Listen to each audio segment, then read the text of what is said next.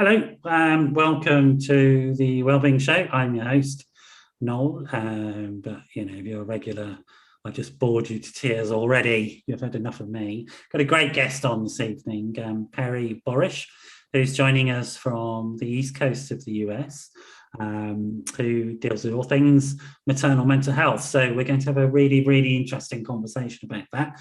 I'll introduce her properly in just one second. But before we get to that, just to encourage you to join us if you wish. The easiest way to get involved, it's a live show, and it'd be lovely to get your engagement and thoughts and questions. And I guess the easiest way to do that at the moment is drop me a line on the phone. My number's +44 7506 319 745. So jump in, send me a message on WhatsApp, and it'd be great to hear from you.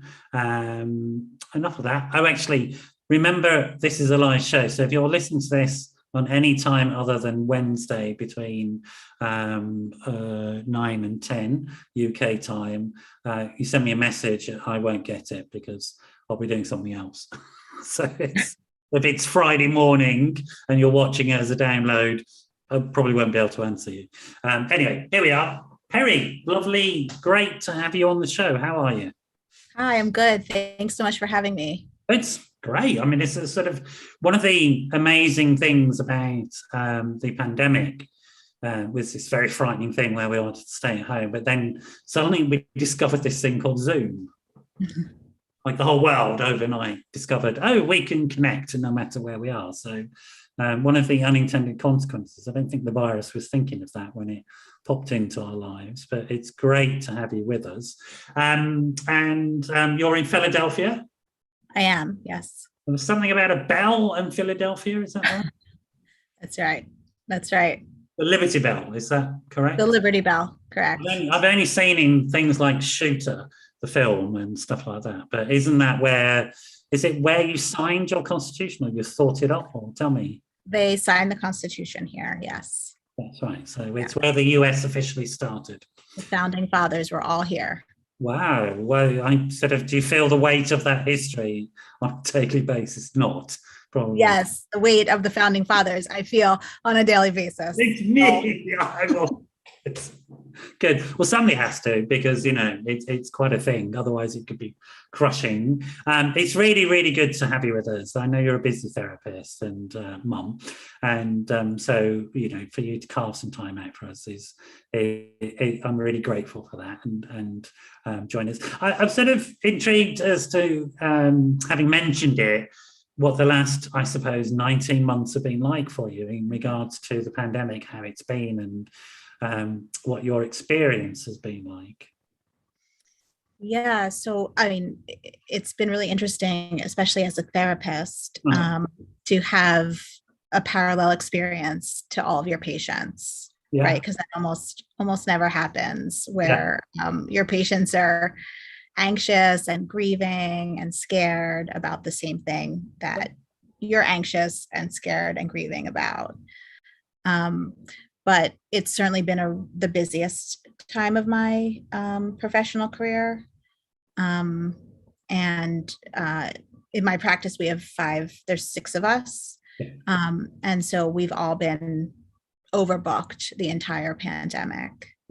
And of course, it's been,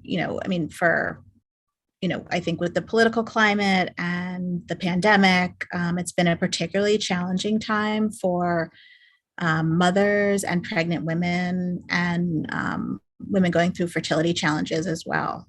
Sure. Well, we're going to talk about some of those things, but I think it's really important that if people are listening to this to understand that as professionals, we'll talk about these things and the impact upon the work, but as professionals, we don't judge people on the basis of the views they hold. It's sort of, we're clinicians, we help people, that's it. But obviously context, as you've mentioned, can at times have a significant impact upon what's going on. And I guess that's what you're talking about, is that there is a framing and experience that people bring into you. Sure. And also what I'm talking about is that as clinicians, right? Therapists, I mean, at least in the US, are being asked to do all kinds of things in the pandemic that we're not normally asked to do, at the same time that we're also in a pandemic, right? And parenting or homeschooling, as it were. Yeah.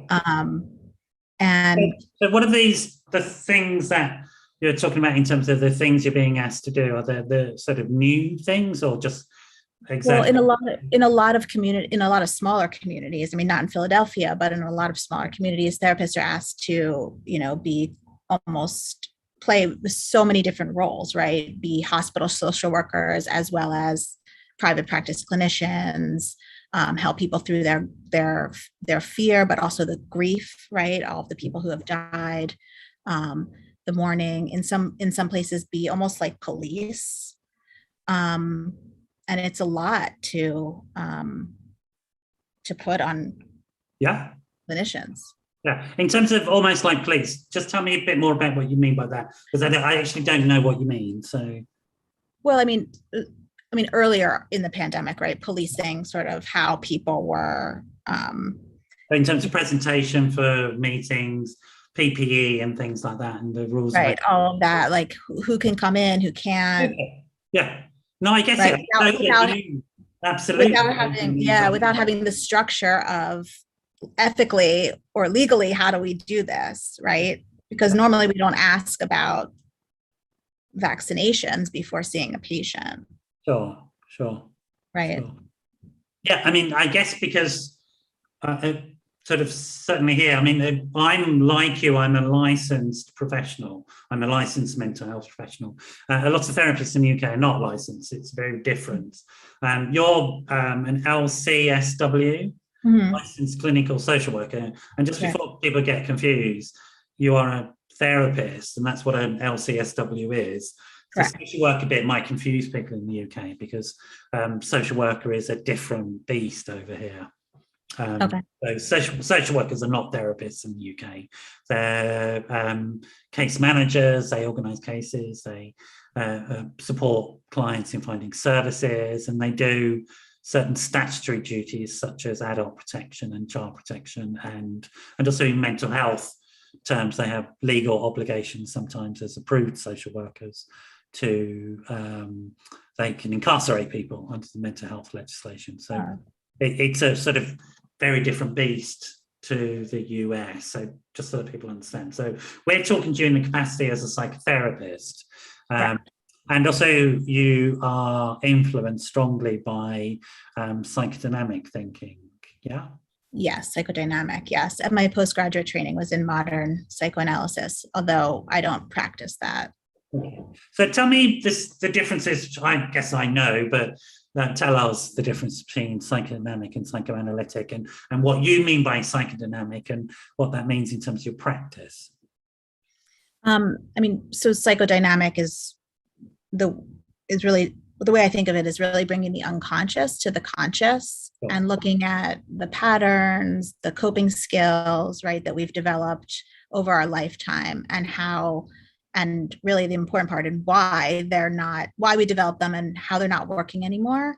And so we often have to go backwards. I mean, this is my bias, right? We have to go backwards to go forward, right? So it's in the understanding of where those patterns and coping skills developed that we can separate from them. And psychoanalysis, is it the same? Is it different in your book?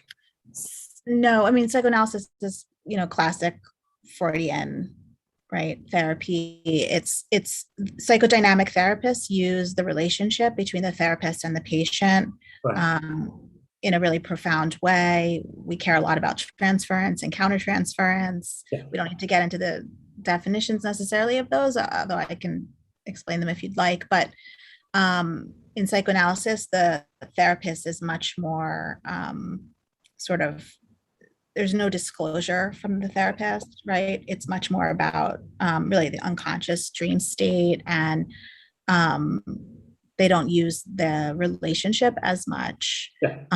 And often in classical psychoanalysis, you might be in treatment 3 times a week. Okay.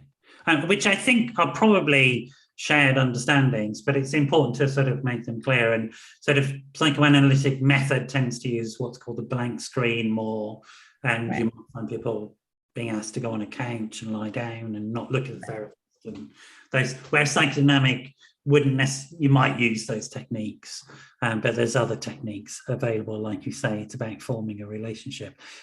Without getting too caught up in the technicalities of transference and countertransference, I think it is important to look at it in terms of relational-based therapies, because we're making subtle interpretations of our own responses as clinicians, which we then use to help us understand maybe what's going on for our patients. Now, I think there's an important context to look at, and I'm interested in your views on how much is present from outside when people come into the consultation with you, and how much in terms of sharing and or not is important. I think you've begun to intimate that the pandemic has shifted maybe your perspective a little bit, just because there's been what we call a parallel process going on. Mm-hmm. Do you mean for the clinician or for the therapist? I'm sorry, do you mean for the clinician or the patient? I'm more focused on you, I suppose, and your understanding of the practice, and your explanation, and sort of we'll just see then where that conversation goes. But if you start maybe with yourself as as a person, as a clinician, your understanding of the work, and then let's just see where that goes. Is that okay? Sure. So my specialty, as I think you mentioned, is maternal mental health. Yeah. And so in terms of, disclosure, right, or what you share with the patient, often when mothers come to see you, they want to know if you're a mother yourself. Yeah. Right. And they want to know that because they want to understand if you can truly viscerally understand the sort of the ambivalence of motherhood, right? Yeah. And unlike treating other things where you don't necessarily have to have that experience yourself in order to be a good clinician, with postpartum women in particular, it seems like it's a really big, it's an important component. I'm not sure if I'm answering your question about. You are for me. Just so people are clear. I mean, you're talking about postpartum depression and the complications that a mum might feel because they have these negative as well as, well, often quite negative feelings towards their new child, which counter the sort of societal messages that you should be able to bond, for example. Well, postpartum depression is not necessarily negative feelings toward the child. Yeah. And I'm not. And then how it impacts upon sort of maternal mental health when somebody does have that experience of postpartum depression, for example. Sorry, can you say that again? You cut out. Tell us more about postpartum depression then, the sort of range of experiences that somebody might have. Okay, so it's perinatal mood and anxiety disorders is the spectrum of what can happen in the postpartum period, and actually in pregnancy as well. So a woman might have postpartum depression, she might have postpartum anxiety, she could have postpartum OCD, for example. I mean, there's a wide range of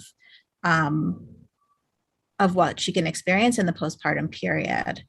I think my point was just in terms of disclosure as a clinician, my training is not to disclose too much, except that in the population, in this particular population, it can be really important for the transference of the patient, right, to know that the clinician is a mother, and has sat where she's sitting, so to speak.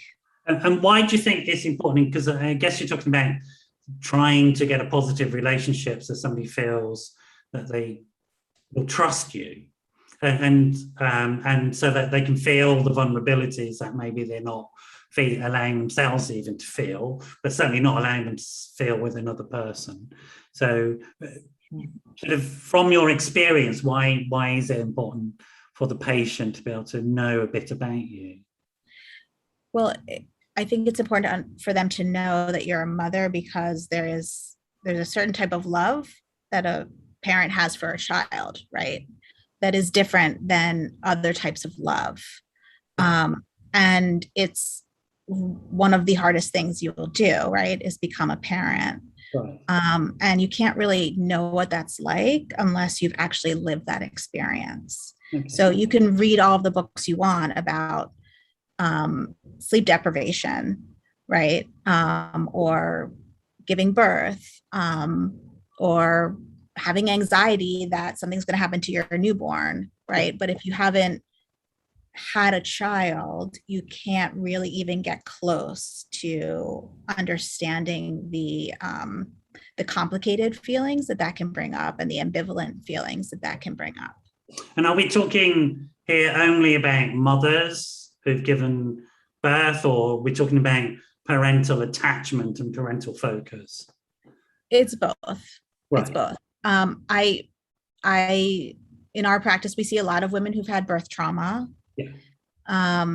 So there's that subset. We see, unfortunately, a lot of women who've lost their babies. Sure. And then we see both mothers and fathers who have just adjustment or transition difficulties to parenthood. Yeah. And it doesn't need to be that you birthed the child yourself, right? I mean, we certainly see adoptive mothers all the time. But there's something unique about being a parent, unlike, you could study alcoholism and not necessarily have to be a recovering addict to treat it. Yeah. Addiction, yeah. Right? No, I get it. I mean, I was telling you before the show, and this is my disclosure, I have a boy who's just turning 11 soon. I'm not his genetic father. He came into my life, I'm very grateful for it, about 5 years ago. And myself and his mum, we don't have that relationship. We've become friends. We're good co-parents. And Matthew and I decided to continue having our close familial relationship. And again, I'm really grateful for that. My experience is it's very different to any relationship I've had with anybody. Having this child in my life is, it's transformative, and it's terrifying at times, has to be said. It's absolutely terrifying. It's like wearing your heart outside of your body all the time. Yeah, I do things like I might be watching some sort of disaster movie, which before having Matthew in my life would have just been entertaining. Now I'm like going, oh my God, if Matthew was in there, I'd be having to do this and that. And then I go, calm down, Noel, it's fine. He's not in that. And that was never the dialogue I had with myself sort of in the past. It would just be, no, it's just an entertaining film. But I've killed many people in my head who I thought might threaten him, which I never thought would happen, but there you go. So I guess it is. It makes me think of, the work of, I'm trying to think of a family therapist name. He wrote Children of the Slums from his work in South America. And his essential point was that he was a psychoanalytically trained psychodynamic therapist who did family therapy more than anything else. But he rewrote the book in terms of understanding. It'll come to me at some point. My brain works. Minuchin? Sorry? Minuchin? That's it. There you go. And just his idea that familial relationships are things that are chosen, negotiated between people. And it's got nothing to do with genetics or biology necessarily. It's the human relationships, which is the core point, I guess, that you're making, that you want to get to that human relationship. And there's a lot of, being a parent, right? There's the biology, there's the genetics, there's the day-to-day, right? There's all kinds of ways to become a parent. Yeah. And a lot of what happens in therapy is reparenting of oneself, right? Yes. And so it's the holding. And I think this is part of how at least personally, I was affected by the pandemic in terms of work, is that the holding, so to speak, I don't mean physically touching anybody, but the holding of the environment, the space for the patient, suddenly had to switch overnight from something that was normally in person to a screen, right? And how and the translation of that was difficult for me. But for sure, I mean, parenting is not about biology. Yeah. I mean, there can be components of it. But that thing, I'm really interested in how the profession has shifted. I mean, I've done sort of screen-based stuff all my therapeutic career, as long as it's been available. And before that, more broadly, telehealth and approaches. So mostly because I work internationally and all that sort of stuff. So it was a pragmatic thing. But it's also, I was influenced by the work of things like the Samaritans, which have always been telehealth based. I don't know if you know the Samaritans in America, but they're a sort of mental health charity that help people who are suicidal. And they've been going for donkey's years and saved many lives. And they've done it over the telephone all the time. So it's clear, but it's also, I think, telehealth was also good at increasing the franchise in terms of mental health, particularly, say, for single mums who might not be able to get out the house. But if you can do Zoom, great. Or if you can do Skype prior to that, or just be on the telephone, you were sort of reaching out and making it sort of more accessible. So I'm a great fan of it. But our profession went overnight online. Yes. And this, but other people don't. There has been a debate about telehealth raging sort of for a million years amongst therapists, people in various camps and stuff like that. And that stopped overnight because of the pandemic. And I think largely the debate is over, and now people are just talking about what's the combination, what's the mix that works for them. But as a psychodynamic therapist, I'm imagining it was really quite a challenging thought for you. I don't know, had you had experience of doing online stuff before? Not at all. No. Wow. No. And so, overnight we figured out how to do it. Right. Just like everybody else, right? But as soon as, I'm seeing as many patients in person now as I can. It's definitely what I prefer. It feels so much better. Sure. For me. A lot of communication cues are, or how we understand each other are non-verbal, contextual, smell, sound, all of this. And I think particularly in terms of talking about parenting stuff, there's a lot of kinetic memories in people. And grief work and trauma work is really hard to do. Not in person. So, but you survived, you got through, you've managed, you're at this point now, and then you're sort of working with people that have challenging experiences of becoming a parent themselves. And generally you talked in quite technical terms about there's a presenting range of anxiety disorders. What does that look like in human terms? So if somebody's listening who isn't trained, what might be the things and feelings and thoughts that they're having that might make you think, oh, well, let's have a chat about that and see if we can talk a bit more about it. Yeah. So, usually by the time people get to us, they have been referred by their OB or their psychiatrist, or a doula or a lactation consultant. So we see really women across the reproductive lifespan, but primarily, so if you're suffering from fertility challenges, we'll see you. if you've had miscarriage, a stillbirth, loss, any kind of neonatal death, and then anything that happens in the pregnancy and, up to 2 or 3 years postpartum. Yeah. So many women develop mood disorders in pregnancy. Yeah. And then in the postpartum period, you can develop anxiety or severe depression, severe anxiety, right? Psychosis even. Yeah. Yeah.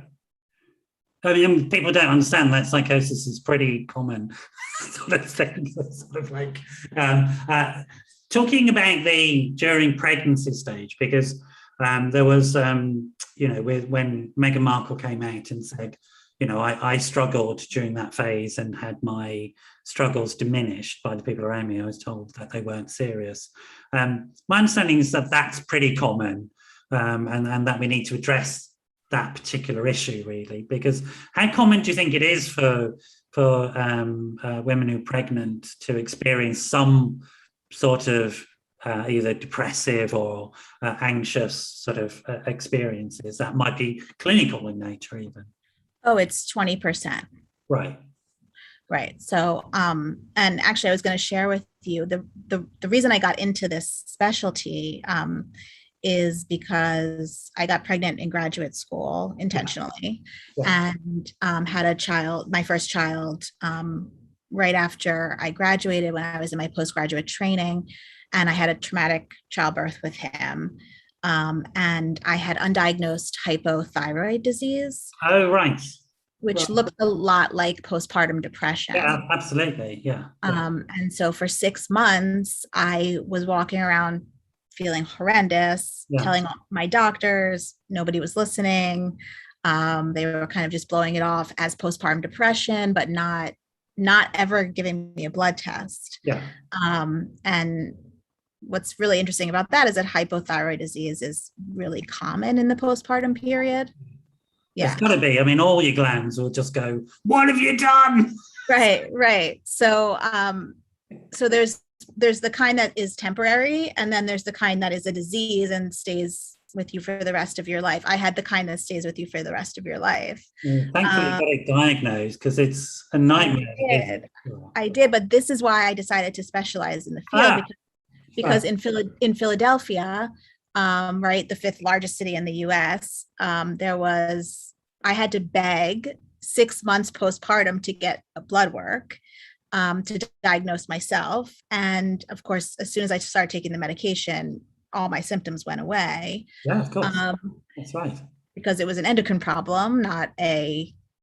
I just want to say to anybody who's listening to this, if you're not automatically offered a blood test when you get a diagnosis of anxiety or depression, the person giving you that diagnosis doesn't know what they're talking about. You should always be checked for physical substrate. Right. You have to rule out the medical. Absolutely. And particularly at the moment with post-viral stuff. And we're getting people inappropriately diagnosed with depression when they have post-viral syndrome, and the potential for chronic fatigue. And that's medical. That's not psychological. And actually, if you treat that psychologically, you cause more damage than good. And it's really important. I'm really pleased you brought that up, Perri. It's like, particularly, I think, in old school psychodynamic, psychoanalytic thinking, the notion of biology was completely denied. Right. Well, they kept sort of saying you're having a psychosomatic reaction to a traumatic birth. And I kept saying, no, I'm not. Something's really wrong. Yeah. But anyway, in that process, what I found is that there were no groups for women who had just had babies. And there was only one clinician at the time who was treating new mothers in the 5th largest city in the US. And so that's why I decided to specialize in maternal mental health. Great. I'm glad you did. I love when people can turn around a challenging life experience into something that is creative and positive and flips it. It's a sort of transformation. Are you like that in general? Is that how you approach life? You sort of go, right, I'm going to turn this around and make it, or was it just one of those things? I wouldn't say that was like, well, it was a pivotal moment in my career, I guess. Yeah, I mean, I feel really fortunate to have had that opportunity, and we now run groups, virtually now, but also across the city, for new moms, and there weren't any. Just thinking about these things, and sort of this comes with, again, a health warning. We're going to have a conversation maybe about the context that you're in, and the impact. I mean, you talked about sort of having a traumatic birth experience. And again, I don't think people understand just how common that is, with our sort of largely sort of factory birth system that exists, hospitalized factories that are a bit, a bit like abattoirs, to be honest, if you like. But I mean, I think, birthing systems are improving and have been improving since this dinosaur was born. But still, it can be quite a traumatic experience for a lot of women. How many women do you think do have, a sort of traumatic experience with birth?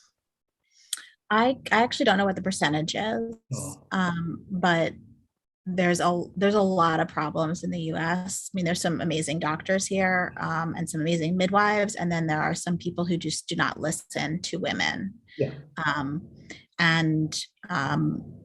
One of the things that I created in my practice is a tool to help providers prepare their mothers, Right. their pregnant patients for the postpartum period. Yeah. Because everyone's so focused on the birth. And then what happens is that the woman gets really attached to how she's going to birth this child. And when that doesn't go according to plan, and often it doesn't, right? That in and of itself can be traumatic. Yeah. And then there is real trauma, right? There's little trauma, and then there's the capital T trauma. Yeah. But we spend a lot of time educating providers, and also working with our pregnant population, to figure out what they need to advocate for themselves, so that to minimize the trauma, really, and to also process whatever old trauma they're coming in with, so that they're not confounding each other. And I guess there might be something to be said about the fact that these types of experiences may happen and probably going to continue to happen, and it's really important that people open up and talk about it, because I think historically, I mean, there still is a sort of very much a Christmas card decoration image of what's going to happen to you, as opposed to, I don't want to frighten people about the possible outcomes, but it's pretty common. It's often happens that you have a challenge during these times. And as you and I know, the sooner somebody's experiencing challenge can say that, can voice it and get help, the sooner they're getting the sort of resilience tools that they need to reduce the damage to themselves, I guess. Correct. So absolutely. I don't want to frighten people and say, if you're pregnant, listen to this, and you're listening to Noel and you're saying, you're going to have a terrible time. No. That's not what I'm saying. What I'm saying is help-seeking behaviour, which comes from good knowledge about when something is right and when something is not right, is absolutely crucial for health and well-being. It doesn't stop you from having bad experiences, but the evidence shows that it will reduce the severity of that thing. I mean, you get help sooner, etc., etc. That's, I guess, what I'm talking about. You're nodding away with me. Absolutely. But it's for sure that, and it's also not being so attached to how the baby is born, yes. Right? And not spending all of your pregnancy focused on like what you're going to pack in the hospital suitcase, right? But rather how are you going to actually take care of the baby when you get it home? Yeah. Right. And how are you going to take care, more importantly, how are you going to take care of yourself, right, when the baby comes home? Well, let's talk about that, because put the oxygen mask on yourself first. That's where you start with self-care and protection of self, because I just literally did it today. I pulled out of a commitment that was draining me, and I don't have the resources to give to it, and I'm not going to overstretch myself. I'm going to look after myself and do self-care. So can we talk about that, this idea of a mum or a dad giving themselves permission to exist as a needy human sort of at that time? Yeah, it's a really hard one because, I mean, women in particular have there's a lot of mommy myths, right? There's a lot of societal pressure on what it means to be a mother and what that's supposed to look like and how you're supposed to feel about yourself and your baby. And there's a lot of guilt and sometimes shame, often shame, that comes along with that. So, for us, and that's why we created this tool to help women with a healthy pregnancy prepare while they're pregnant, right? For how are they going to take care of themselves in the fourth trimester when the baby's home. Yeah. Really, can you share some of your ideas now? I don't want to put you on the spot. Sometimes no. It's on my website. It's on our website. You can download it for free. So share some of these ideas that you have to help people think about these things. It's actually literally just a tool for the doctors and providers to hand the pregnant woman, assuming she's, gets to the third trimester with a healthy, normal pregnancy, to get her to think about, like, how is she going to get fresh air? How is she going to sleep? Who can hold the baby so she can sleep? How is she going to get some movement, some exercise, right? Who can she call if she's feeling really, really anxious or really scared or really tired, right? What are the groups in her community that she can go to so she doesn't have to research anything in her sleep deprived postpartum state, right? But it's all written out prior for her provider's number, her therapist number, right? Who can bring food over, like preparing all of those things so that she can set herself up as best as possible. Yeah, brilliant. I mean, in the UK, we have this thing called the NCT, the National Childbirth Trust, which provides groups and people sign up for it. It's a not-for-profit organisation that is funded and provides these groups. Is there something similar in the US, or is it more down to individuals just having the initiative to find? No, unfortunately, nothing is really, in terms of maternal mental health, nothing's really funded here. Yeah. And that's a huge problem. And we could probably spend hours talking about that. Yeah, I mean, what's immediately coming to mind is some of the changes that Obama made to healthcare in the US. And a lot of that was focused on trying to sort out this issue around maternal healthcare. And then Trump pretty much changed all of that. Shat all over it, really, but he did on everything. And that's unfortunate.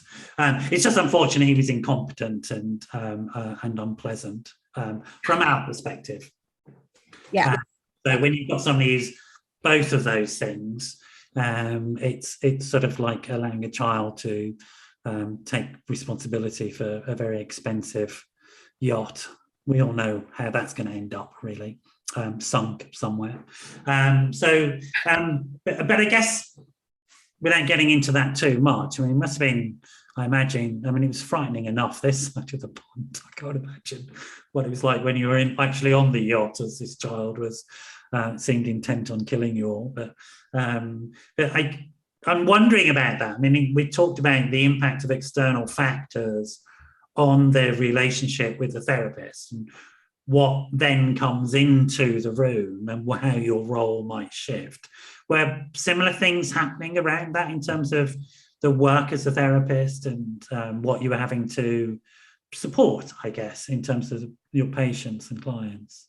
Sure. I mean, particularly for women who had experienced trauma or any kind of rape or sexual assault, when Trump became president, that was almost like a re-traumatization. Yes. For a lot of them, or for most of them. And the message, the unconscious message was, what happened to you didn't really matter.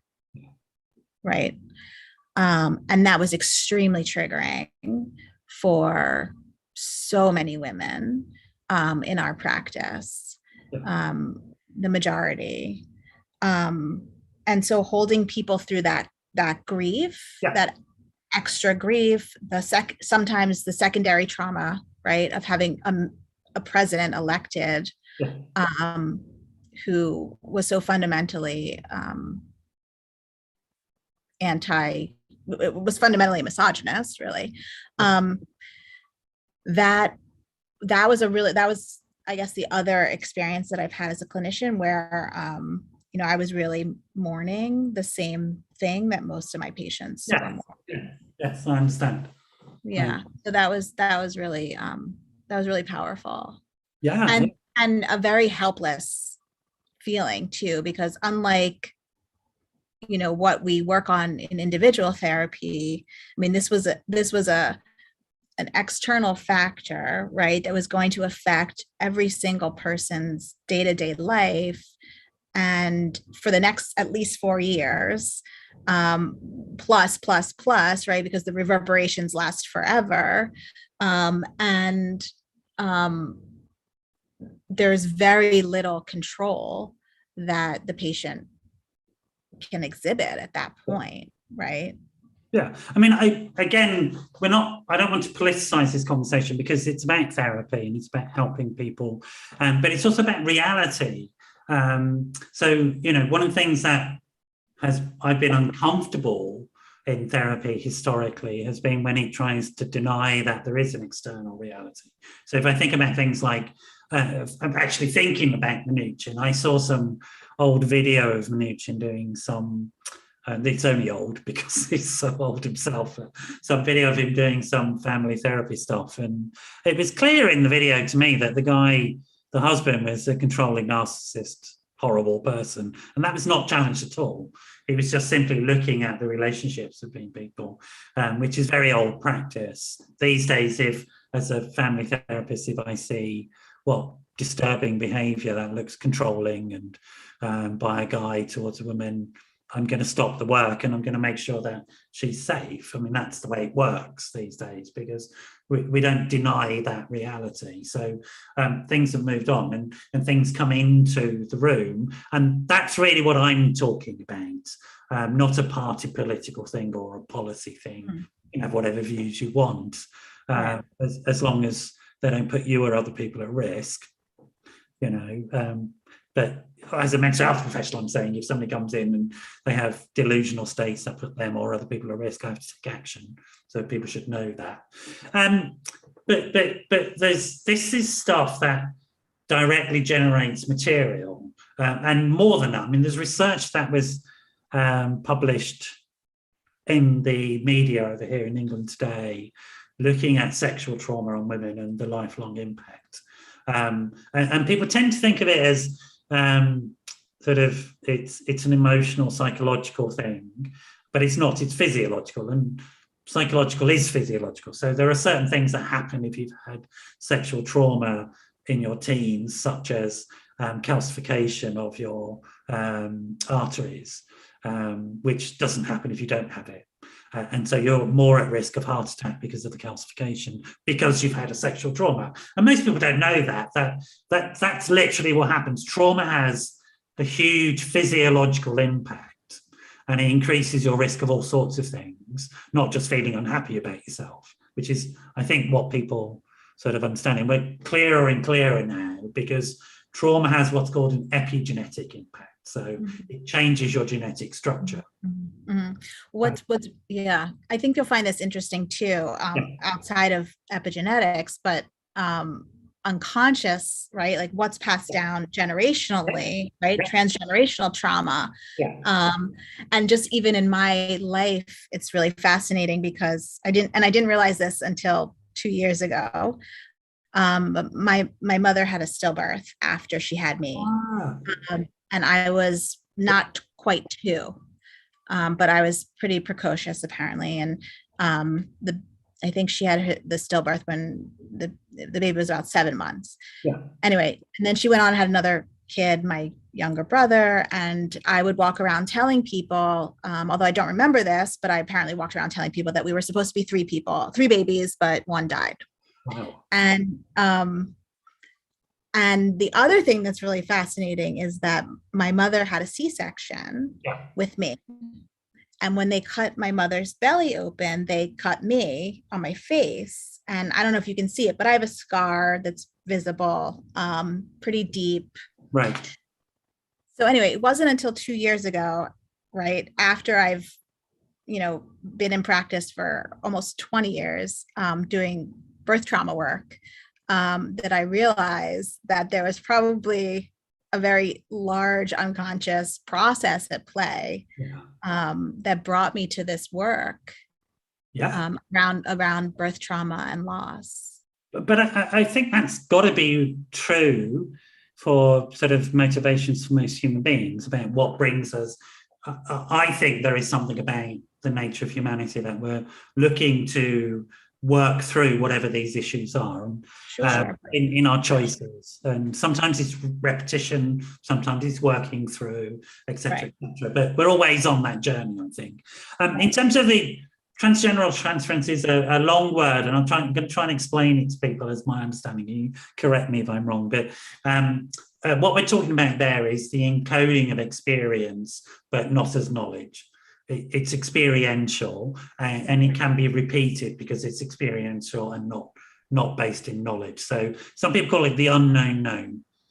And one way of that transference, we know it's not made up. So we know, for example, that the amygdala, which is a bit of our brain that processes fear and looks at fight-flight reactions, can encode to pass on information to the next generation. The reason for that being that if we had to explain to our children every single thing that was going to kill them, they'd be dead.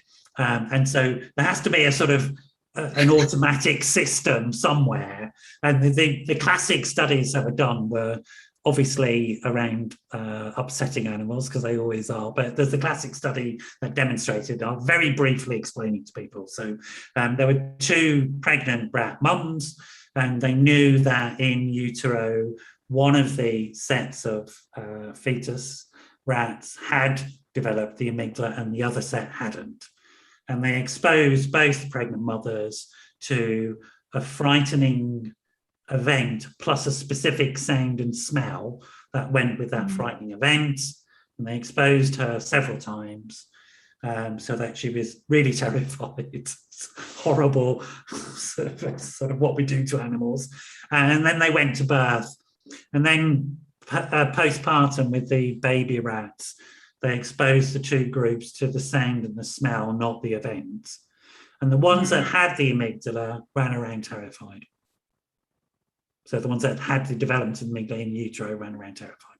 So that mum had passed that information on to them genetically. And the others didn't. They didn't run around because they're amygdala. So we know it's physiological, biological stuff. Sometimes it sounds almost sort of Jungian, transpersonal, godlike stuff that as therapists talk about, but it's not. These things happen because we are fundamentally social animals. Right. Fundamentally connected. And as herd and social animals, we have these incredibly subtle and complex ways of passing information to each other, and particularly around emotional genealogical lines. Yeah, and in terms of race, right, we see that a lot too. And in certain populations, right, where it's just passed on from generation to generation. And in terms of maternal mental health, and mortality, and taking care of Black mothers or brown mothers in this country, we're seeing that a lot, right? And a lot of that comes from just pure racism, right? And what's been passed on generationally. Yeah, absolutely, without a doubt. So when we're bringing in these sociological experiences, folks, it's not because we're making political statements. It's to understand that as human beings, we're impacted upon by all of these things. And I think it's only, to be honest, I think it's only ethical of therapists to acknowledge that reality. Otherwise, I think we end up blaming our patients for their experience and telling them something wrong with them, as opposed to, well, I sort of understand why you're reacting like this. It makes a lot of sense given X, Y, and Z. Now let's do something about it. Right. But it also, reminds me that you have to try to understand their culture, right? And where they come from. Yeah. And that means their religion, right? Their socioeconomics, like the family history, right? That's all important. And all of those people are in the room. You asked who's in the room, right? All of those people are in the room with the patient. Yeah. Right. I guess all those people are in the room if we allow them to be there. And that's my point about the work that you do, because it seems to me you have the capacity to allow those others to be present. And it doesn't faze you or frighten you, that sense in which there might be a lot going on. Mm-hmm, mm-hmm. Yeah, but it takes some real listening and digging to understand the whole person in their environment, right? And the context, and how that is playing out in what they're presenting with. Sure. Which means opening ourselves up, I guess. And I suppose it comes back to that thing about, coming back to the early conversations we had at the beginning about what do we share and what don't we share. And I don't have hard and fast rules, but I guess for me, it's like this. Is it useful or not? Is it going to help the person sitting in front of me to explore something, if they can understand something about me, or will it hinder them? And I'm not sure I get that right, like all the time, no way, but I give it a shot. And there's something about, I guess people pick up on the fact that at least I'm trying. And that's important. It feels like somehow you're important because I'm willing to take that risk myself. Yeah. The question, I mean, unless it's like, a very obvious question, right?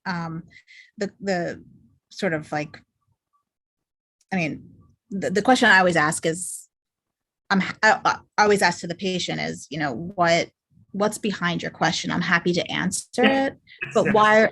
But really, what is it that you're trying to figure out? Because often it's not that they really want to know the answer to the question they've asked. It's really about them and something else, and their transference to you that they're trying to figure out. Yeah.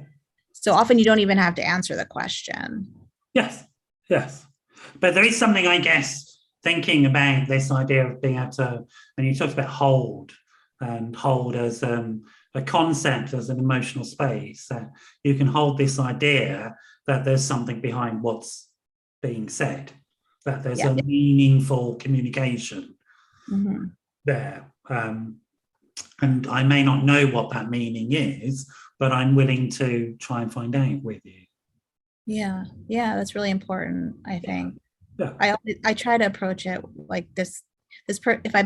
If I'm confused, I say to myself, this person's trying to tell me something. I just don't know what they're trying to tell me. Yeah, absolutely. And in general, because we're sort of getting towards the end of the show, we haven't finished that, but we're getting towards it, and it's sort of moving in the direction of looking at practically what you offer to people, how they get hold of you, and what the services are, et cetera, and who can come to you, and all of that sort of stuff. But in general, sort of how often or how long or how regularly do you see somebody? Is there a specific set of circumstances, or does it vary very much? It varies. But I see people every week. The sessions are 45 minutes long, except for the first session is longer. If they're coming in because they had a traumatic birth and they just want to process the birth, but the baby's healthy and they're healthy and there's not any history of anything, that could be brief treatment, right? That could be, 3 or 4 months. Yeah. Other than that, the average seems to be about 2 years, and sometimes longer. But again, I'm doing psychodynamic work, so it's not just about what's happening in the present, right? So the treatment tends to be a little bit longer. But I'm not in my practice and what I tell the therapists that work for me, I'm not in the business of keeping people in therapy for 20 years. Yeah. I really think it's important for people to come and get the skills and then go try it out without their therapist. They can always come back. Yeah. But knowing that you can be efficacious without a therapist, I think can be an important part of the journey too. Yeah, I mean, I guess what you're saying is that you're not necessarily there just to treat people with sort of mild depression or anxiety and, to process them through. I mean, we have systems here with, if people present at that level, they can get relatively quick interventions that are going to be very effective, but it's where other issues have come up. And so somebody's generally processed through a system to reach you. 2 years doesn't seem particularly long to me. I'd have said 2 years, and generally I would say 2 years. And the reason I base it upon that is some early psychodynamic thinking about the formation of mind. So the first 2 years postpartum is when mind forms in sort of psychoanalytic thinking. Anyway. Right. Well, I was thinking more for the specific population that we see, because what's so beautiful about the work that we do is that the women get better. Yeah. Right. It's not like chronic depression. Right. And then what happens is if they come in for IVF because they're going through fertility treatment, then they get pregnant and they come back. And then they, decide they want to have a second baby or a third baby, and they come back to prepare for the postpartum period for that, right? So we often see them across many, many years, but the average length of the primary treatment, the first time we see them, will usually be about 2 years. Yeah, but then we might see them back again, right? I guess my point about long-term work, and I think you probably would agree with this, this way of working is that, whatever somebody presents with, there's generally such a long backstory that is in them, that story needs to come out and be processed, so that when they've done that process, actually might be lots of intergenerational stuff has gone, meaning it's never passed on again. And so there's a sense in which there's a full stop to a lot of things, and very much a new beginning. Whereas a lot of shorter-term therapies, which are amazingly effective, I'm not putting them down, so CBT, DBT, etc., focus much more on skills acquisition, which is brilliant. And I think a lot of psychodynamic thinkers are bonkers by not doing that, because we're not in the regressive stage with patients anymore. We don't have highly bound sort of egos from, Viennese waltzes that we're dealing with, that Freud dealt. That's not what's happening anymore. Mostly we're talking about people with ruptured egos and not enough skills. That's what we're talking. And so giving people positive skills is a bloody good idea. And I fail to understand, but that doesn't mean that even when people don't have a lot of ego material to work with, that they don't have a lot of stuff that is in here that needs to be processed. And so these methods, I think, are absolutely crucial, to be honest. So I think to put it in American terms, you get a lot of bang for your buck if you do this type of work. Okay. Yes. I think it's super important, and it's life-changing. I mean, and yes. If we're not here to, it's generational changing, because it means the next generations, and particularly in the area that you're working, which is, we're talking about generations. We're not talking about individuals, we're talking about systems. Somebody comes into the practice, there's a whole systemic problem that has been forced on them for some reason. And it's that systemic problem that needs to be unpacked and sorted out, understand what you can do, the whole generational stuff, so that it can just stop. And they can just be a mum or be a dad with a kid. Right. And do the best that they can. Right. And if you treat, as you know, if you treat one person in the family system, you can change the whole family system. Yeah. I mean, that's like, I hope people understand that that's bog standard these days. That sort of treat the person who's complaining that they've got a problem, and then you just do so many fantastic things. We are at the end, just about at the end of time. So some quick information about how people get hold of you. What's your website? wholeheartmaternalmentalhealth.com. And we will put that up for people.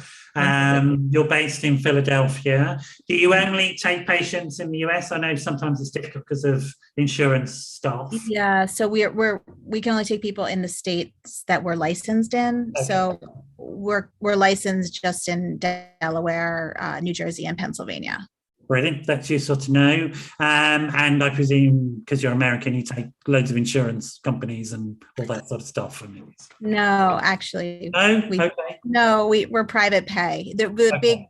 big. We can have that talk some other time, but there's a big. No, I don't want to go into the American health funding system. It's like you'll see my head explode. I don't want to go there at all. So it's private pay. People need to be able to pay. Okay. And I think we just are at the end. I think we need to stop there. Perri, it's been fantastic to have you on. Thank you so much. Well, I haven't had such a great, interesting, stimulating conversation in ages, actually. So it's good to meet a fellow traveller and sort of really, if anybody's listening in those states, you need help. This is who you need to go to, really. We didn't talk about some of the other things, so maybe come on another time, because I think we do need to talk about some of the other issues that are causing trauma for women's health at the moment in the US, and the attacks on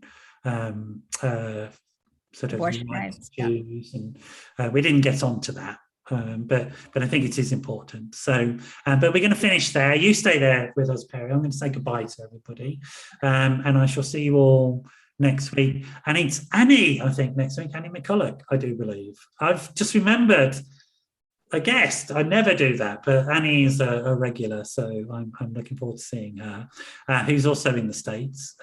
So we're having a sort of cornucopia of Americans, which is great. See you all next week. Bye-bye.